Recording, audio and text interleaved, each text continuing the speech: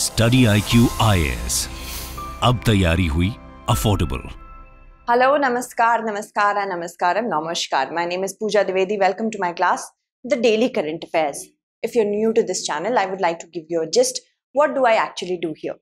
I curate the information with respect to UPSC preliminary examination. What are the important things with respect to current affairs in the last 24 hours? Then I formulate the questions which actually need skills for solving. That means in this particular class, not only facts and conceptual clarity will be built. Other than this, you will also get a lot of information about how to develop a knack for solving prelims MCQs. Now, if you want to ensure that you definitely crack prelims 2024, it is a must that you get used to this class on a daily basis. That means you have to attend this class on a daily basis. Do not worry about making notes because I provide the PDF of this regularly on my Telegram channel. So you can follow me on my Telegram channel, that is by the name of Pooja Dwivedi UPSC. If you want to follow me on Instagram, if you have any questions regarding the UPSC examination, the strategy formulation, or with respect to doubts that you have in this class or any other class that I take, you can also go for Instagram and of course follow me on Threads as well. Moving ahead. These are the many events that we need to cover today step by step. First of all, let's talk about Export Preparedness Index, which has recently been released. So, with respect to the EPI 2022, because this data has been collected for the previous year and now presented for the current year. Consider the following. It is published by the Ministry of Ports. Tamil Nadu, Maharashtra and Karnataka are the top of this index. Karnataka and Tamil Nadu have the highest number of GI products being exported. So what do we have to see? How many statements given above is or are correct? Now, we do not have only to be dependent upon the superficial information, but also in-depth information about any index that has been released. Because over the years, UPSC also gets bored by asking the same kind of questions. So it mixes things up. It can change the trend that we saw for this particular year, and it can even ask you in-depth statements like the third one. So if you're just going to do the superficial reading, it's not going to help you. First statement is incorrect because this report is published by Niti Aayog, okay, and not the Ministry of Ports. If you have the conceptual clarity that exports are not only done through ports but through other mediums as well, then you can easily understand that first statement will be incorrect. Tamil Nadu, Maharashtra and Karnataka, the three coastal states, important coastal states of India, have done great as compared to the other coastal states. In the coastal states, Gujarat stands fourth and Tamil Nadu, Maharashtra and Karnataka have gained the position at the top of this index. GI products are those products which have been tagged as having special qualities because of the place from they are originating. And most of the GI products in India, they are being exported from the states of Karnataka and Tamil Nadu. So first statement is incorrect, second is correct, third is also correct. So how many are correct? Two only will be the correct answer. This report, Export Preparedness Index of 2022, has been released by the Niti Aayog in collaboration with Institute for Competitiveness. Please remember this. And the first report was brought into being in the year 2020. It has 4 pillars and under that 11 sub-pillars. We will talk about that as well. So on those pillars only, the competitiveness of each and every state is measured. Coastal states have performed much better than Himalayan states and landlocked states because of their sheer nearness to the port, and of course because of that they have certain policies which work in their favor. So Tamil Nadu, Maharashtra, Karnataka and Gujarat and Andhra Pradesh are at the top, while Odisha, West Bengal and Kerala are at the bottom. When we talk about Himalayan states, Uttarakhand, Himachal Pradesh and Manipur, they have performed satisfactorily. Other than them, the other states and union territories have not.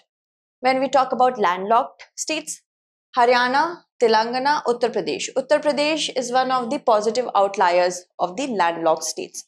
Also, many other states have to do well when it comes to export. Okay, moving ahead. These are the 4 key pillars we were talking about: policy, business ecosystem, export ecosystem and export performance. In here, business ecosystem has been given the most amount of weightage, 40%. Other than this, all have 20%. UPSC Prelims can also ask us that which of the following pillars of the Export Preparedness Index has the highest weightage. This is business ecosystem. Under policy, we have two sub-pillars, export promotion policy and institutional framework. Then, with respect to business ecosystem, we have business environment, infrastructure, transport connectivity, and also access to finance. Export ecosystem, we have export infrastructure, trade support, research and development infrastructure. And finally, for export performance, we have growth orientation, export diversification. All right. It has been found out that coastal states have performed much better than other states. Also, Tamil Nadu, Maharashtra, Karnataka and Gujarat have shown exceptional performance, and all of them performing good in at least one of the important pillars. Landlocked states, Uttar Pradesh and Haryana remain the only positive outliers. In the Himalayan states, apart from these particular states and union territories, none other states have done well. When it comes to the district level, 73% of the districts in the country have an export action plan. Over 99% are covered under the One District, One Product scheme, and 29 states have registered a positive growth rate in exports over their pre-pandemic level. The top 10 states in India, they contribute to the 85% of total exports in the year 2021-2022, including Gujarat, Maharashtra, Tamil Nadu, Karnataka, Uttar Pradesh, Andhra Pradesh, Odisha, Haryana, West Bengal, Telangana. These are the top 10 states in the past 3 years. Since the past 3 years, they are performing so. So if you like the way we teach on YouTube, we will also teach you in a similar manner on, of course, through our P2I batches. These will be dedicated batches for the year 2024. We have such a small or a few time that we have left with us right now that we need to prepare as quickly as possible. So this prelims to interview batch is a time savior. You will get everything regarding prelims, mains and interviews. When it comes to the courses, they are available in Hindi, English, English. English will be completely in English, and I will take up international relations in that batch. Other than this, you will also be provided study materials at your doorstep. Also, prelims test series, mains test series, daily answer writing practice, everything will be provided, and a specific mains residential program for those students who are going to qualify prelims 2024. I personally vouch for this particular batch because, of course, I am involved. And if you have any questions regarding this batch, please do not hesitate to ask me questions about it through my Instagram. All right. If you provide a code that is by the name of PD Live, you will get a high discount. Generally, this costs 70,000. But if you provide this code, it is just an investment of rupees 29,999. We are starting our evening batches from 22nd of July. That means only 3 days are left. So please take admission as quickly as possible. Next, consider the following. Demarcate electoral constituencies in the country. Scrutinize all candidates' nomination papers to decide on the disqualification of the elected members of the parliament or state legislature. Plan and prioritize election dates and schedules for all upcoming elections. How many of the above mentioned statements can be considered as an administrative power of the Election Commission of India? Remember how to differentiate between advisory, quasi-judicial and administrative. Administrative is more in reference to the operationalization of elections. Quasi-judicial is the decision making when it comes to any sort of dispute. Then I have told you this, right? Now you will be able to answer this question. See, the Election Commission of India has designated electoral registration officers and district election officers for 119 assembly constituencies and also 33 districts for the election of Telangana. Okay, that is why this question has been asked.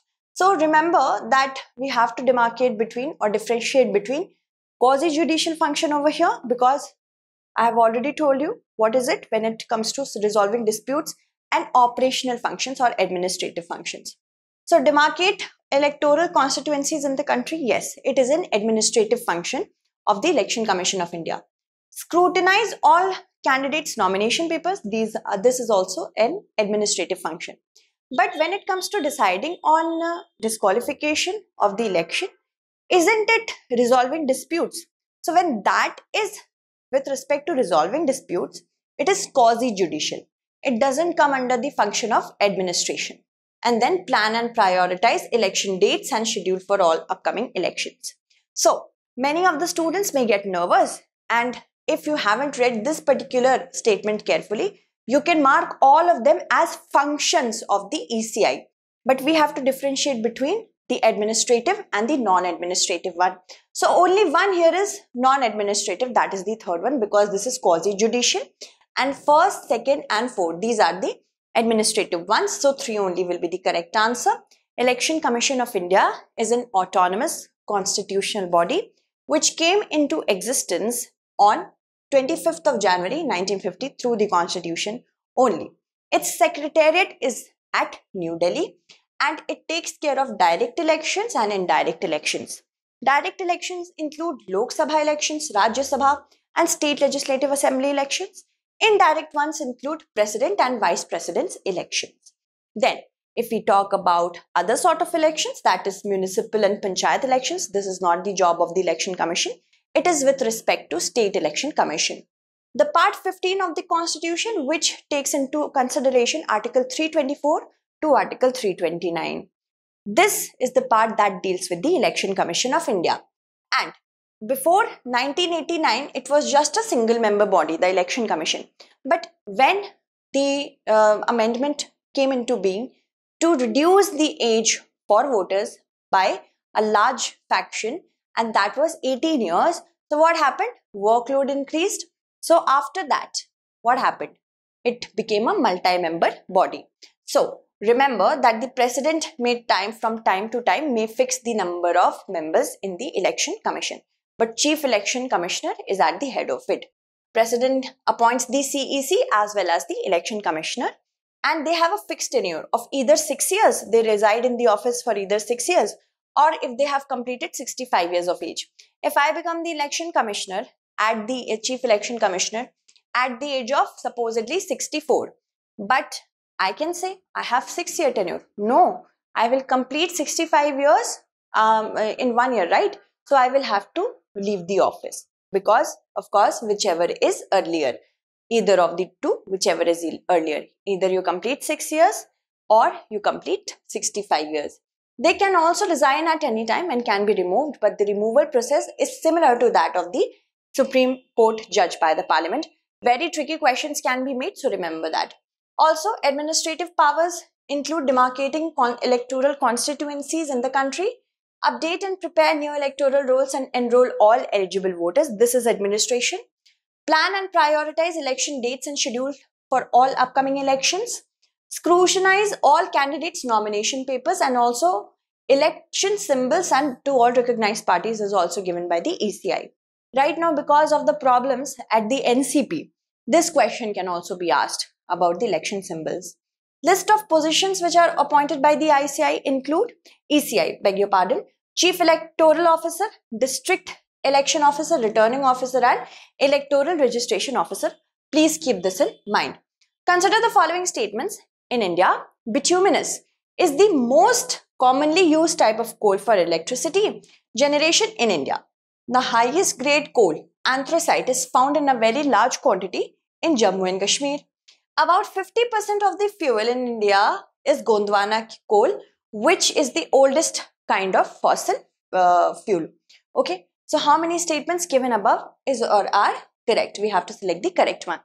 See, in India, we find mostly all types of coals: bituminous, anthracite, lignite. But we have to remember in what quantity each is found, as in we should have a rough estimate.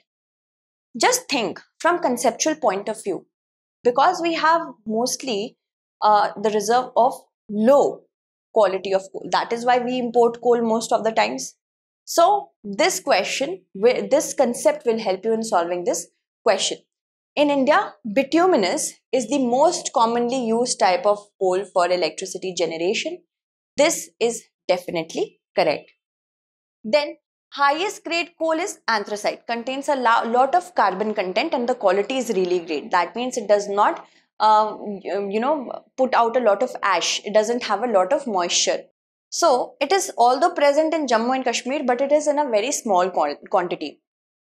If students get nervous, they just read this much. Anthracite, Jammu, Kashmir. Yes, this is correct. No, but what about this? In a very large quantity? No. It's found, it is not available in a very large quantity. Small quantity is there.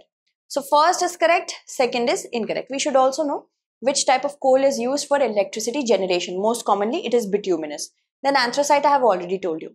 And 98% of the coal reserves that we have is from Gondwana coal. That was formed 50 million years ago. 250 million years ago it was formed. And this is the oldest kind of coal in India, 250 million years ago. This is not 50, 98%. The correct answer will be. So first is correct, second is not correct, third is not correct. One only will be the correct answer. The Ministry of Coal has said that there is an adequate amount of coal that is present for thermal generation. It stands at 33.46 million tons, which is 28% higher as compared to the corresponding time of the last year. And coal is basically a readily combustible black or brownish sedimentary rock. Prelims can trick you by asking you about it, like coal is igneous rock or coal is metamorphic rock. Igneous, if you have conceptual clarity, you will be able to understand that it cannot and can never be igneous. It can either be metamorphic or sedimentary. And if a child has studied properly, if an aspirant has studied properly, they can easily make out it is sedimentary in nature. Okay. And it is predominantly made of carbon. Predominantly means it also consists of other elements, but most of the time, what do we find in it? Carbon. So these kind of tricky questions can be formulated. It is only made up of carbon. No, it is predominantly made up of carbon. If it could be only, then no other elements are present in coal. Okay. And the heat value of the coal reserves in our country is measured in gross calorific value.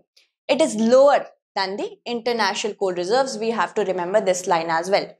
Sometimes prelims can ask you, it is higher than the international coal reserves. No, it is lower. That is why quality assessment has been done and has to be done all the time by third-party sampling, where they test the quality of it. Coal is formed when dead plants and animals are buried inside the soil for a long period of time. And as the time increases, so does the quality of coal. As you can see, with time, because of heat and pressure, first we have peat, then brown coal, and when the time goes on further, we find black coal like subbituminous, then bituminous, and the finest quality is anthracite. Earlier, as you can see, that we have the installed generation capacity in this particular graph. From fossil fuel, we get 57.5% of the energy, and from non-fossil fuel, that is from renewable energy like solar, hydro, even nuclear energy, we find 42.5%. It is increasing now. And when it comes to fuel energy, coal remains the king. Coal is the most abundant fossil fuel source that we have among others. Then I have already told you this. So now let's find out which state has what. Jammu Kashmir has anthracite in small quantity. Then states such as Telangana, Madhya Pradesh, Chhattisgarh, Jharkhand, Odisha, this is rich in bituminous, the most commonly used coal for electricity generation. Then states like Rajasthan, Tamil Nadu, these all have lignite, the lowest grade coal, which has a lot of moisture. Okay. And as you see, Gondwana reserves, from here, we get the 98% of our coal reserves. Okay. Moving on. Anthracite is the highest grade of coal, I have told you. It has high percentage of fixed carbon. It is hard, brittle, black and lustrous. That means it shines. And it is present in smaller quantity in regions of Jammu and Kashmir. Bituminous is a medium grade of coal. It has high heating capacity, most commonly used for electricity generation. Jharkhand, Odisha, West Bengal, Chhattisgarh and Madhya Pradesh. Okay, remember that.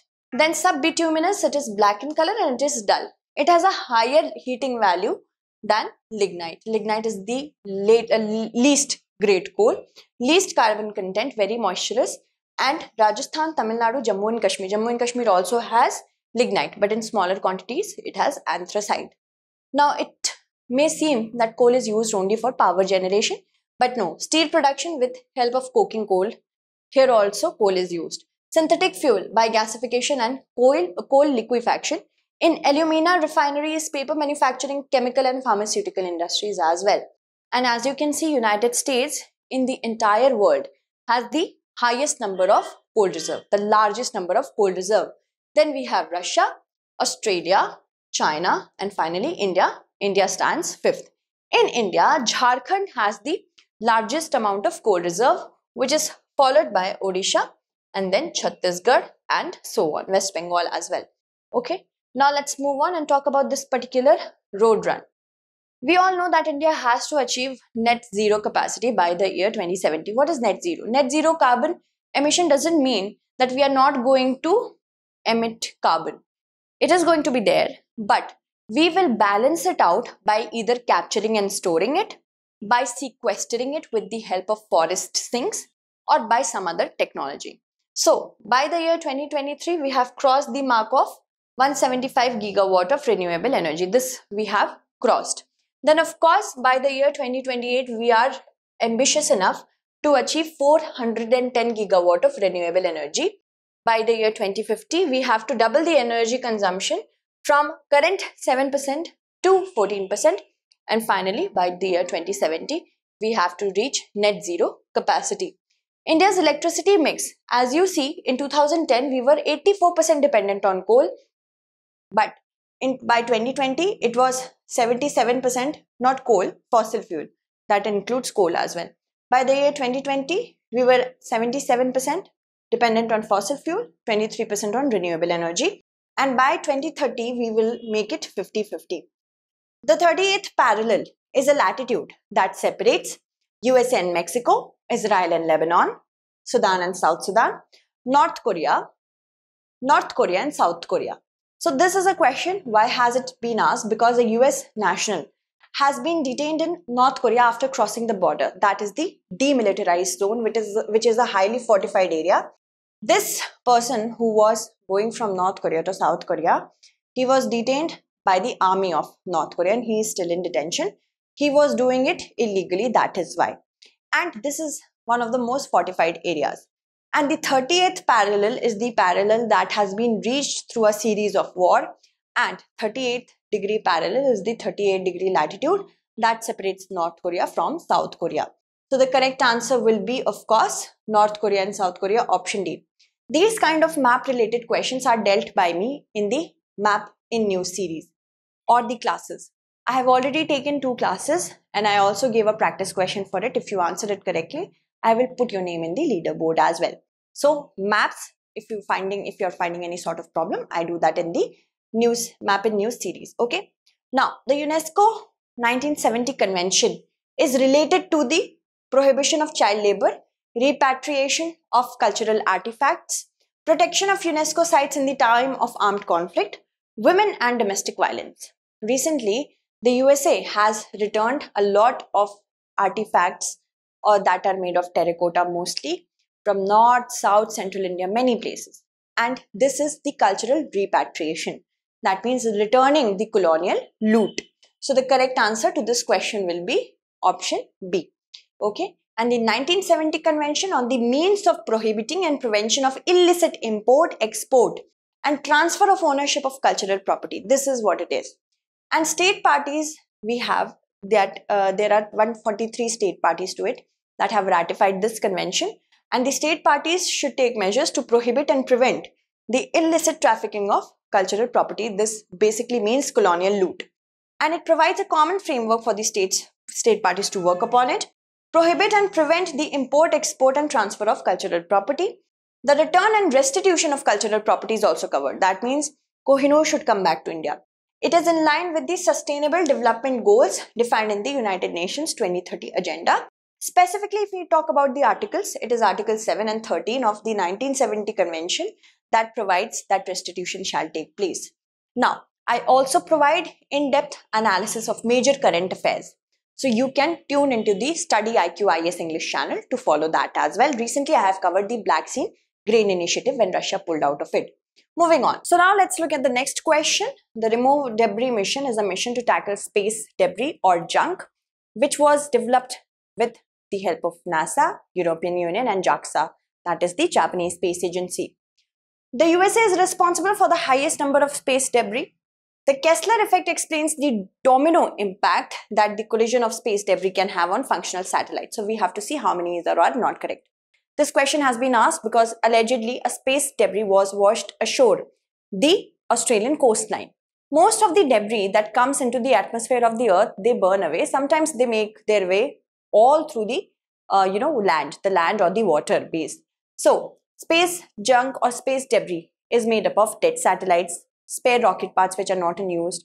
When they come into the Earth's atmosphere, they can become a hazard if they collide with earthly objects. And this has shown the increasing issue of it. The Kessler effect is actually the effect that will explain the domino impact. That means if one collision occurs because of space debris, it can give birth to chain reaction. Every other satellite will start colliding with each other. And this was explained by Donald Kessler in the year 1978. Alright. Also, the USA, no, not the USA, but Russia is responsible for the highest number of space debris. The Remove Debris mission was developed by a consortium of companies. Also, Airbus is included in it, but not EU, NASA and JAXA. So, first statement is incorrect, third is correct, second is incorrect, not correct, two only are the not correct ones. While there are about 2,000 functional satellites, there are also 3,000 dead satellites. And these generally are rogue satellites that do not have contact with the base station. And because of that, they can also collide into the functional satellites. And that is a problem. Why? Because satellites help us in communicating with each other. Internet issues can occur, communication issues can occur. 34,000 species of space junk, they are bigger than 10 centimeter in size. Millions of smaller pieces also create a problem because the sheer speed of them can create issue. Also, space junk, as you can see, I have attached a chart over here that will be available in the PDF. So Donald J. Kessler said that this could give rise to the Kessler effect, in which too many objects that orbit the Earth's orbit, they can collide with each other and crash into each other if not taken care of. So Russia is responsible for the highest number of space junk. After that, we have USA. The USA, China, France, Japan and India stand at 6th. So the Remove Debris project was developed by a consortium of companies which also included Airbus. It consisted of parts such as net, harpoon and a drag sail. So the net is actually like a fishing net that will be pushed out with the help of the harpoon. That harpoon and the net will capture all the space debris and they will drag it throughout. And this is one of the most important missions to remove the space debris. And the mission is led by UK's Surrey Space Center at the University of Surrey. Okay. So the PDF will be made available at my Telegram channel. Do subscribe to it. Thank you so much for watching. StudyIQ IAS. अब तैयारी हुई affordable.